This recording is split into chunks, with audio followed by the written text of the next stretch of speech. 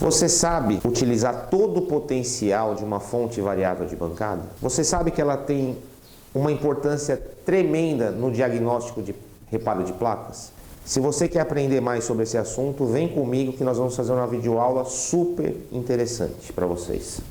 Nós vamos fazer a demonstração nessa fonte, mostrar para vocês a utilização nas placas e qual que é o potencial que você pode extrair dela. Então você vai ver que ela não é simplesmente para você ligar a placa. Você vai ligar a placa e já vai ter um pré-diagnóstico que vai te dizer muita coisa. Então nós vamos ver isso daí em detalhes agora. Aqui nós vamos demonstrar, é uma fonte de 30 volts 5 ampere porque ela é ideal para trabalhar com placas de notebook.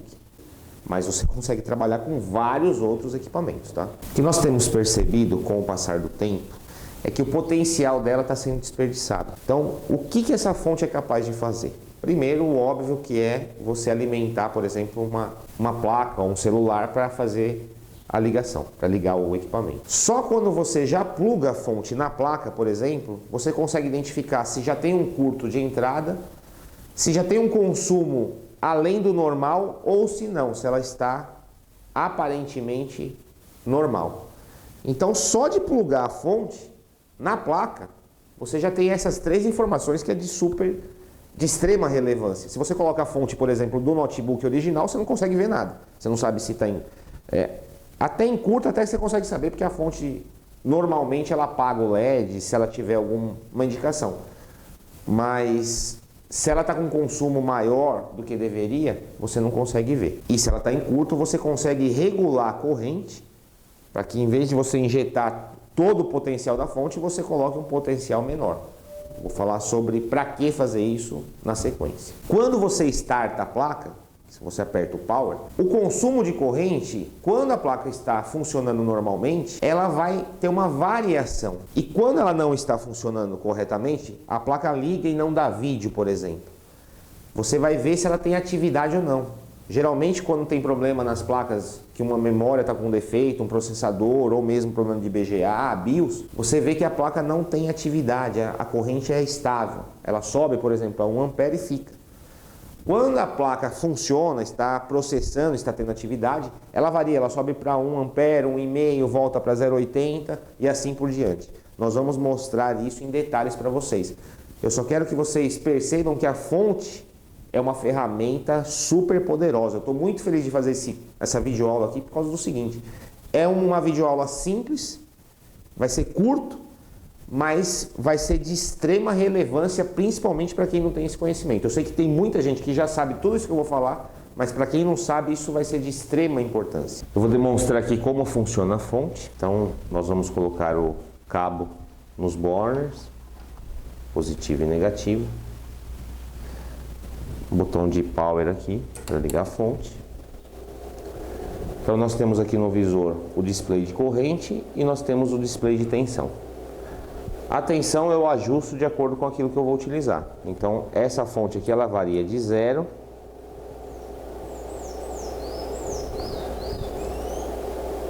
a 30 volts. Na verdade ela vai até um pouquinho mais que 30 volts aqui. Então, simples. Esse botão eu tenho um ajuste mais largo, né? Então, uma rodadinha no botão, ele vai alterar bastante. E aqui eu tenho um ajuste fino, que ele vai alterando de 1 em 1. Então, eu vou colocar aqui 19 volts, que é a tensão de trabalho de notebook. Então, para eu regular a tensão, é simples. É só fazer a regulagem nos potenciômetros e colocar no visor aqui a tensão de alimentação que eu quero. Para eu regular a corrente, eu vou curto-circuitar os cabos. Ele vai mostrar para mim aqui o valor que está de corrente. Com eles curto-circuitado, eu vou ajustar a corrente e variar ela no valor que eu quero. Então eu vou deixar aqui 1 ampere, por exemplo. Então está ajustado em 1 ampere. Veja que quando eu curto-circuito a fonte, a tensão vai para 0, quase 0. E aí eu consigo regular a corrente. Eu volto, solto os cabos aqui, tiro o curto da fonte, a tensão volta para aquilo que estava regulado e a corrente aqui marca 0. O funcionamento para você ajustar a fonte é simples, é isso daí. Temos 4 botões, 2 de sintonia da tensão e 2 de sintonia da corrente, ok? Eu tenho algumas placas aqui agora. Na verdade, eu tenho 2 placas, uma placa de vídeo e uma placa de notebook. E eu vou fazer a ligação delas e mostrar para vocês o diagnóstico dessas placas. Então, primeira coisa, aqui eu tenho uma placa de Samsung, né, um notebook Samsung. Eu tenho o conector de energia, então eu vou usar o plugzinho aqui. Eu já conectei o cabo do Samsung e vou plugar aqui, simples assim. O que está me dizendo aqui? Tá vendo? 0 de consumo, 0. Qual que é a tolerância aqui? O que isso quer me dizer? Que não está tendo nenhum consumo. Eu só pluguei a fonte e não está tendo nenhum consumo. É normal que fique 001, 002. Passou de 002, digamos que aqui tivesse 0,15. Está tendo um consumo de 0,15. Já não é normal, tá? Então, nesse caso aqui, nós temos um consumo dentro do normal. Eu sei que a placa não tem curto nenhum. Ah, mas já dá para saber que a placa está funcionando? Não. Dá para saber que eu não tenho um curto na linha de entrada da placa. Se eu tivesse um curto ou um consumo normal, eu estaria vendo aqui outra coisa além de 0. E isso não me garante que a placa está funcionando, mas me dá uma noção de que eu não tenho um curto ou um consumo excessivo na placa. Digamos que eu teria aqui 0,15, 0,20, só de plugar, não estou falando de ligar a placa, eu não startei a placa ainda. Digamos que eu colocasse a fonte aqui, é que no momento agora eu não tenho nenhuma placa que esteja com esse problema. Mas eu vou explicar para vocês, vai ser fácil vocês entenderem. Digamos que eu tenho uma placa que eu colocasse aqui a fonte e eu teria um consumo aqui de 0,20, por exemplo. Eu já sei que a placa tem algum problema. Eu já sei que tem um consumo na placa que não deveria estar acontecendo. Por quê? Porque essa placa, qualquer placa de notebook, quando você pluga a fonte, ela não pode ter um consumo maior do que 0,01, 002. Se ela tem um consumo maior que isso, é porque ela está com algum problema na placa. Esse é o diagnóstico inicial, né? Um pré-diagnóstico.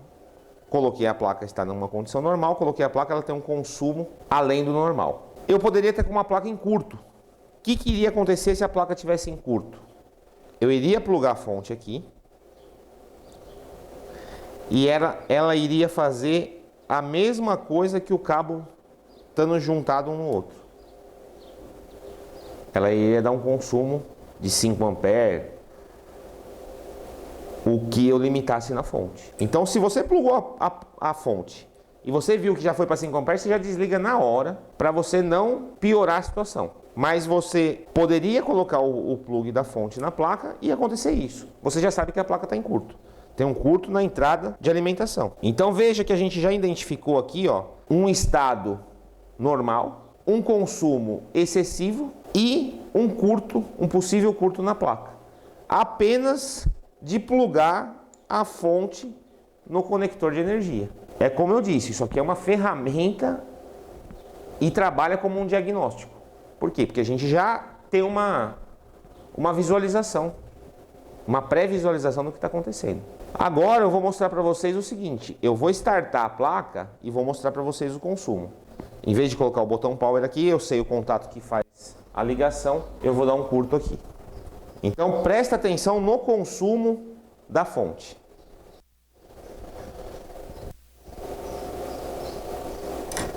Ó, 0,58, 0,61, 0,59. Eu tenho uma atividade na placa. Quando eu não tenho dissipador, que é o caso aqui, eu não posso demorar muito tempo. E conforme o processador vai esquentando, o consumo vai aumentando gradativo. Então eu vou desligar de novo para vocês verem novamente, ó. 066, 059, 060, 065, 66, 67, 60. Tá vendo? Ela tem um processamento. Outra coisa importante. Esse 065, 060, o que a gente tem que levar em consideração aqui? Cada placa ela vai trabalhar com um consumo de corrente diferente. Essas placas que tem processador integrado, que são processadores BGA, elas têm um consumo menor. Tem placas que têm um consumo de 1 ampere, vai para 1,20, chega até 2 amperes, volta para 1 ampere. Então não tire como referência para a placa de notebook o que vocês estão vendo aqui. Isso é um exemplo. O que eu quero que vocês vejam é que ela tem um processamento. Ah, isso garante que ela está funcionando? Não garante que está dando imagem na tela, mas garante que ela tem uma atividade. Então, se ela não estiver funcionando, é alguma coisinha na parte do flat, do LCD, alguma coisa assim. Ela está muito perto de funcionar. Você não tem um problema que a placa não está tendo atividade nenhuma, tá? Não garante que está funcionando, mas assim, a probabilidade dela estar funcionando é muito grande. Bom, agora eu peguei uma outra placa. Na verdade é uma placa do mesmo modelo da que eu estava mostrando anteriormente, só que essa daqui é outra placa. Então, pluguei aqui, ok, 0 de consumo, maravilha. Vou dar o power aqui. Ó, veja que eu dei o power e o consumo foi para 0,4. Significa o seguinte, que essa placa, ela não está, além de não estar tendo atividade, a corrente dela está muito baixa. Ó, agora ela foi de 0,4, ela foi para 0,19 e não se mexe do 0,19. Ah, Maurício, mas o que isso quer dizer? Que tem um problema na placa, que não está tendo atividade, e aí agora eu vou ter que analisar a placa para saber qual é o problema, né? Isso aqui só me dá uma informação no seguinte. No primeiro caso, olha, vou pegar o LCD, vou fazer os testes, porque provavelmente a placa está funcionando. Nesse caso aqui, não adianta você pegar o LCD, não adianta você fazer nada, porque ela não está funcionando.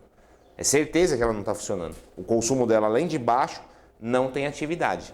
Ó, veja que na outra placa foi para 0,66, 0,70, 0,58. Aqui ela fica 0,19 e para nisso. E é lógico que com o passar do tempo, com a experiência, você vai sabendo cada placa, qual o consumo, se está correto, se não está. Isso aí é no dia a dia mesmo. Aqui já deixa bem claro o que eu queria passar para vocês, que é a falta de atividade da placa. Eu vou agora dar um exemplo de uma placa de vídeo que está visivelmente em curto. Veja que a placa ela tomou um tranco e aí na entrada, né? Isso aqui deveria ser fusíveis de entrada e na verdade eles colocaram indutores e por isso que causou esse estrago todo. Porque o indutor demora muito mais do que o fusível para poder explodir. E assim, pessoal, não adianta você vir aqui onde está estourado, porque o problema não necessariamente está aqui. O problema pode estar em qualquer lugar da placa que seja alimentado por essa parte do circuito. Então o que eu vou fazer primeiramente? Vou abaixar a corrente da fonte. Vou curto-circuitar ela, ó, e de 5 amperes eu já vou passar para 1. Até menos que 1. A placa de vídeo, ela não trabalha com 19 volts, ela trabalha com 12. Então eu vou baixar aqui para 12. A placa de vídeo trabalha com 12, com 3, com 5. Eu sei que nessa parte aqui é 12 volts, tá? Então, esse circuito aqui, eu posso deixar até também um pouco menos de 12 volts. E aí, o que eu vou fazer? Veja que diferente do notebook, não que no notebook eu não possa fazer isso. Se eu não tivesse o cabo de energia do notebook, eu poderia ver lá o positivo e negativo e ligar. Aqui, o negativo e qualquer parte da placa que eu posso ligar de aterramento. E o positivo eu vou ligar aonde deu o problema, que é aqui. Ó, o contato aqui não está nem pegando, ó. Não tá tendo consumo porque nem as trilhas romperam de tal forma. Ó, agora deu consumo. Aqui na verdade o curto está do lado de cá.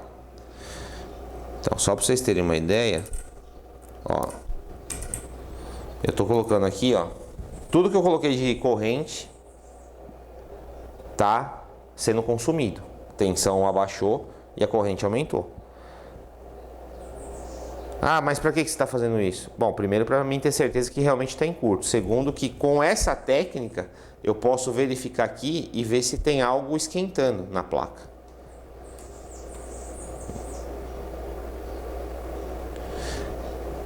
E aí, em vez de eu ficar medindo na placa, tá em curto, tira isso, tira aquilo, com essa técnica, possivelmente eu vou chegar aqui no componente defeituoso com mais velocidade e qualidade do que ficar removendo o componente, etc.